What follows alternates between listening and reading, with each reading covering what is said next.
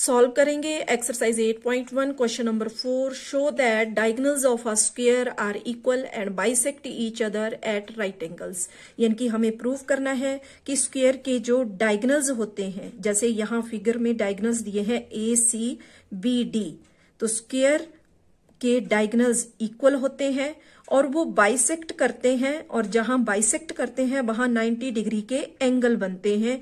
ये हमें प्रूव करना है। तो यहां हमारे पास स्क्वायर है ABCD, जिसको हम गिवन में लिख लेंगे। हमें दिया गया है स्क्वायर ABCD, उसके डायगोनल दिए हैं AC एंड BD, जो कि एक दूसरे के इक्वल हैं एंड बाइसेक्ट कर रहे हैं ईच अदर एट O, यानी कि पॉइंट O पे वो बाइसेक्ट कर रहे हैं। तो ये हमारे गिवन में आ जाएगा। और प्रूव हमें करना है कि ABCD एक स्क्वायर है जिसमें AC इक्वल है BD के। तो फर्स्ट स्टेप में हमें ये प्रूव करना है। सेकंड स्टेप में प्रूव करना है कि वो डायगोनल्स जो हैं वो बाइसेक्ट कर रहे हैं एक दूसरे को, यानी कि OC is equal to OA and OB is equal to OD। और थर्ड स्टेप में हमें प्रूव करना है कि AC पे परपेंडिकुलर बन रहा है BD, यानी कि AC के ऊपर जो जहां बाइसेक्ट हो रहा है BD डायगोनल, वहां राइट एंगल्स बन रहे हैं। तो ये 3 पॉइंट हमें प्रूव करने हैं।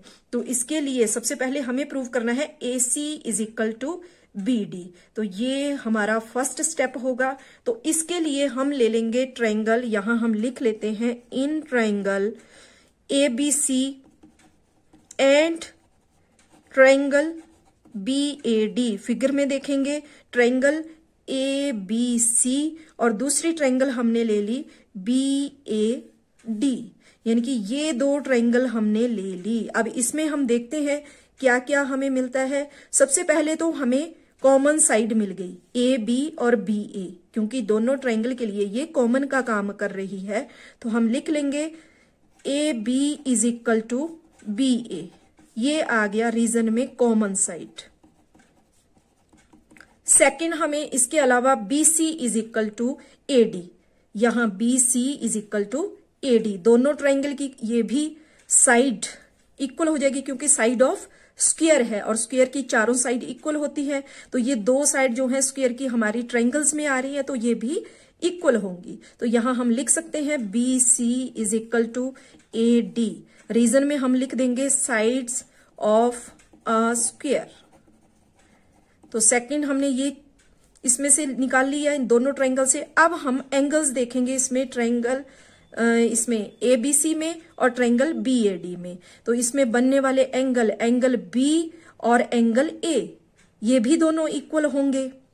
दोनों साइड्स कॉमन है, दो साइड कॉमन आ गई, एक साइड इक्वल आ गई, मतलब इक्वल आ गई दो साइड्स। तो इस पे बनने वाला एंगल भी इक्वल होगा। ठीक है, तो यहां हम लिख लेंगे angle ABC is equal to angle BAD, that is 90 degree. तो जब दो साइड इक्वल आ गई, एंगल इक्वल हो गए, तो इसका मतलब ये हुआ कि जो तीसरी साइड दोनों ट्रायंगल में बची वो भी क्या होगी, इक्वल। लेकिन पहले हम इसको प्रूव कर देंगे बाय SAS रूल कि triangle ABC is equal to triangle BAD equal है, यानी कि कंग्रुएंट होगी, दो साइड इक्वल, एंगल इक्वल। तो यहां हम लिख सकते हैं बाय SAS रूल। तो जब दो साइड और एंगल इक्वल हो गए, तो तीसरी जो साइड बची AC और BD वो भी इक्वल होंगी। तो यहां हम लिख लेते हैं AC is equal to BD, और रीजन में हम दे देंगे by CPCT, by corresponding parts of congruent triangles. ठीक है, तो एक चीज तो हमने प्रूव कर दी कि AC is equal to BD, इसको इक्वेशन 1 रख लेते हैं।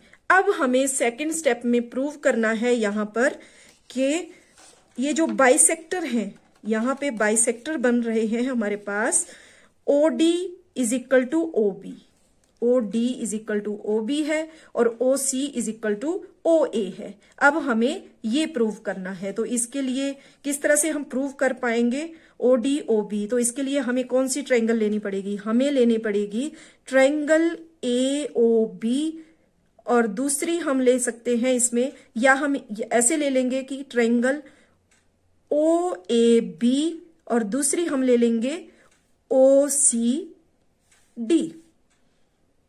ठीक है जी, क्योंकि O D is equal to O B prove करना है हमें, O D is equal to O B, और हमें प्रूव करना है O A is equal to O C. तो हमें वही दो ट्रायंगल लेनी है जिसमें ये आ रहे हों। तो इसके लिए हमारे पास बन जाएगा, यहां हम लिख लेंगे in triangle O A B and triangle O C D. ठीक है, triangle O A B and triangle O C D, ये वाली दो ट्रायंगल हमने ले ली। तो इसमें हमें मिल रहा है यहां पर A B is equal to D C. तो यहां हम लिख लेते हैं कि A B is equal to D C. ठीक है, A B is equal to D C. जब हमने फर्स्ट वाली टू ट्रायंगल ली थी तो उसमें हमने शो किया था B C is equal to A D. तो अब जब हम ये दो ट्रायंगल ले रहे हैं ओ ए बी और ओ सी डी, तो उसमें हम प्रूव करें, लिख सकते हैं A B is equal to C D. तो ये हो जाएगा साइड्स ऑफ अ स्क्वायर। उसके बाद यहां अब साइड तो इक्वल हो गई दोनों ट्रायंगल की। अब यहां पर एंगल जो इन पे बन रहे हैं वो भी इक्वल होंगे, यानी कि angle O A B equal हो जाएगा एंगल डी सी ओ के, एंड दूसरा यहां पर हो जाएगा angle O B A is equal to angle B D C. देखो एंगल ए और एंगल सी, एंगल ए और एंगल सी इक्वल हो गए, और साथ में एंगल बी और एंगल डी इक्वल हो गए। रीजन में हम क्या दे सकते हैं, रीजन में हम लिख सकते हैं कि यहां पर ए बी पैरेलल है सी डी के, ए बी सी डी के पैरेलल है। तो इसके लिए ट्रांसवर्सल का काम कौन कर रहा है, ट्रांसवर्सल का काम कर रहे हैं ए सी और बी डी।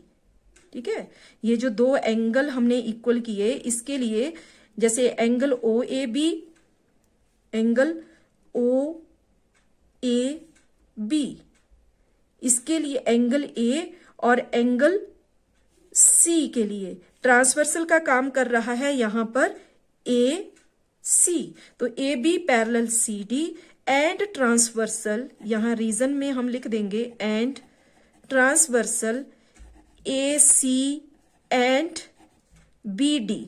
इन दोनों एंगल्स के लिए ट्रांसवर्सल का एक के लिए ए सी काम कर रहा है और दूसरे के लिए बी डी, ये क्या कर रहे हैं, इंटरसेक्ट कर रहे हैं। तो इंटरसेक्ट करने का मतलब क्या है, टू इक्वल पार्ट्स में डिवाइड कर रहे हैं। तो ये एंगल भी दोनों इक्वल हो गए।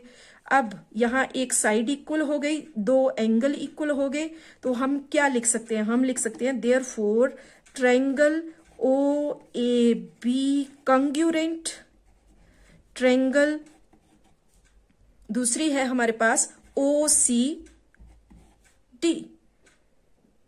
ठीक है, अब एक साइड इक्वल हो गई, दो एंगल इक्वल हो गए।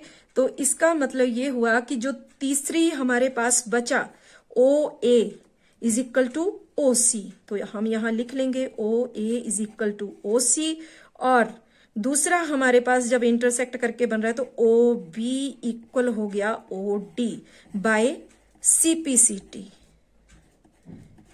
ठीक है, तो ये हमने इसका सेकंड स्टेप भी कंप्लीट कर लिया। इसको हम मान लेते हैं इक्वेशन नंबर 2। अब हमें तीसरे स्टेप में प्रूव करना है यहां पर कि ए सी परपेंडिकुलर बी डी। तो इसके लिए हम फिर से ट्रायंगल, ऐसी दो ट्रायंगल लेंगे जिसमें हम प्रूव कर सकें कि ए सी परपेंडिकुलर बी डी, ए सी परपेंडिकुलर बी डी। तो इसके लिए हम ट्रायंगल ले लेंगे, ट्रायंगल ए ओ बी, यहां लिख लेते हैं in triangle A O B, and दूसरी ट्रायंगल हम ले सकते हैं ट्रायंगल ए ओ डी। देखो ए ओ बी और दूसरी हमने ले ली ए ओ डी, यानी कि ये दो ट्रायंगल, इसमें हमें देखो क्या क्या मिल रहा है। सबसे पहले तो हमें मिल रहा है O B is equal to O D.